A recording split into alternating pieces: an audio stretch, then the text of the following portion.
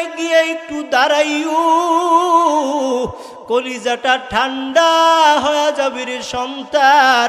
যদি তুমি পারো ওই বাবার কবরের কিনারায় গিয়া দাঁড়াইও, ওই বাবার কাছে মায়ের কাছে একটু দিলের কথাগুলি বলবি, আল্লাহ তাআলা ওই মায়ের কবরটাও ঠান্ডা করে দিবে।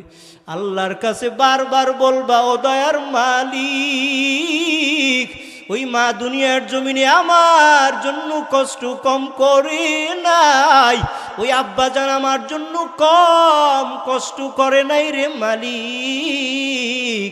আমার মায়েরে আপনি কবরে আযাব দিবেন না, আমার বাবারে কবরে আযাব দিয়েন না রে মালিক। দয়া করে মায়ের কবরের আযাব বন্ধ করে দেন। ও সন্তান, তোমার চোখের পানি যখন মা বাবার জন্য বের হয়ে যাবে, আমার আল্লাহর দয়া তো কম না। ওরে কিতাবের ভিতরে আসছে, আমার মাওলার 99 গুণ দয়া, 1 ভাগ দয়া দিয়া মাত্র আল্লাহ সমস্ত মাখলুক বানাইলো। ওই 1 ভাগ দয়ার কারণে যদি মা বাড়িতে ঘুমাইতে না পারে, ওই 1 ভাগ দয়ার কারণে যদি বাবা সারাটা জীবন তোমার পিছনে ব্যয় করে, শোনো আমার মাওলার কত দয়া।